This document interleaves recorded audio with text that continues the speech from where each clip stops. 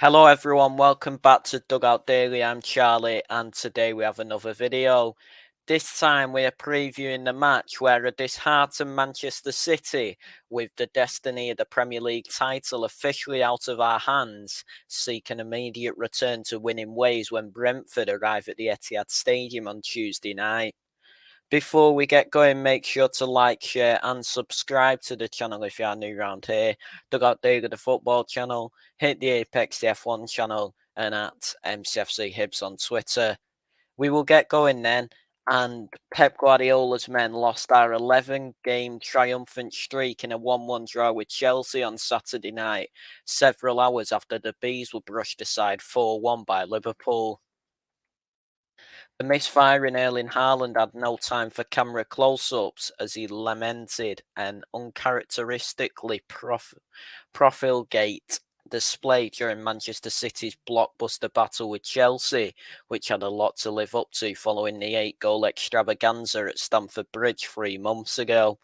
As one current Manchester City marksman failed to find a clinical edge, erstwhile Etihad hero Raheem Sterling found the bottom corner with aplomb to put Chelsea ahead just before the break, but relentless citizens' pressure finally told when a deflected Rodri sizzler rippled the roof of the net. The treble winners' efforts to convert a point into three would prove fruitless, though, condemning them to our first game without victory since December's 2-2 draw with Crystal Palace, which preceded an exceptional 11-game match winning streak during our obligatory winter to spring renaissance.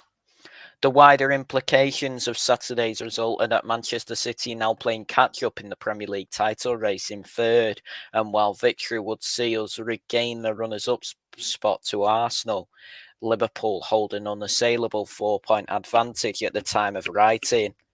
As frustrating as Saturday evening was, the reigning English and European champions at least extended our unbeaten home run in the Premier League to 23 matches and our Etihad scoring streak in the top flight to 45. But the Sky Blue faithful need no reminder which team subjected us to our last Premier League home defeat. Unable to give their upcoming foes a helping hand in Saturday's lunchtime kickoff, Brentford, who had lost the most points from winning positions in the Premier League this season, took on a Liverpool side who boasted the highest points total from losing positions, but the Reds would not need to pull one of their trademark comebacks in West London. Despite suffering no fewer than 3 injuries in the first half, where Darwin Núñez, who was one such victim, opened the scoring, Jurgen Klopp's men made the most of Brentford's defensive off day as Mohamed Salah, Alexis McAllister and Cody Gakpo also put their names up in lights. Ivan Toney's striker's finish would be a mere consolation for Thomas Frank's outfit, who memorably drew first blood against Manchester City at the G-Tech Community Stadium thanks to a long ball, but the shoe was on the other foot this time around as Liverpool benefited from Route 1 tactics. Owing to a gut-wrenching 8th defeat from their last 10 Premier League matches, 14th place Brentford remain at risk of being dragged deeper into the demotion dogfight, although scoring in their last 8 top-flight fixtures may provide the Bees contingent with a sliver of comfort, as will last year's shock 2-1 win at the Etihad. Frank's team were the only Premier League outfit to do the double over Guardiola's crop last season, but their failure to shut up shop after taking the lead proved fatal just 2 weeks ago as City marched to a 3-1 G-Tech Community Stadium success, courtesy of Phil Foden's heroic hat-trick. So the form of both sides, starting with Manchester City, we are unbeaten in our last 6 Premier League games, and that started with a 2-0 win over Sheffield United at home before a 3-2 away win at Newcastle, a 3-1 win at home against Burnley, a 3-1 win away against tonight's opponents Brentford, a 2-0 win at home against Everton, and the 1-1 draw against Chelsea. We have the same run in all competitions, however slightly different matches. That run of 6 started with a 1-0 away win at Spurs before we beat Burnley 3-1 at home, Brentford 3-1 away, Everton 2-0 at home. Then we beat Copenhagen 3-1 away and Chelsea a 1-1 draw at home. Brentford have only won 2 of their last 6, and that run of 6 started with a 3-1 loss at Crystal Palace. They then beat Nottingham Forest at home 3-2, lost 3-2 away at Spurs, 3-1 at home against tonight's opponents Manchester City, a 2-0 away win at Wolves, and a 4-1 loss at home against Liverpool. They have the same run in all competitions. However, the first match was a 3-2 loss away at Wolves. They then beat Nottingham Forest 3-2 at home, lost away 3-2 at Spurs, lost at home against tonight's opponents Manchester City 3-1, beat Wolves away 2-0, and finally they lost 4-1 at home against Liverpool. The Etihad treatment room has slowly begun to fill up again prior to the draw with Chelsea, where neither Jack Grealish with a groin injury or Josko Vardio with an ankle injury were able to take part, and the pair are expected to remain in the infirmary for another couple of weeks. However, Bernardo Silva and Sergio Gomez both passed late fitness tests to make the bench, and the former ended up being the host's sole sub on the evening, replacing Julian Alvarez with just over an hour played.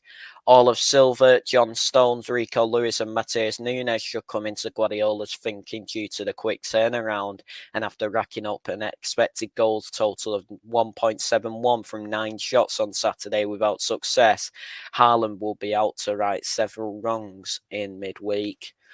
While Liverpool's injury crisis worsened at the G-Tech Community Stadium, Brentford suffered no fresh physical problems against the league leaders, against whom they welcomed Frank Onyeka and Johan Visser back from African Cup of Nations duty. However, defensive stalwart Ethan Pinnock was ruled out before kick-off with an ankle concern, and Frank has revealed that the Jamaica international, who had previously started 53 Premier League games on the trot, will not play again until the March international break.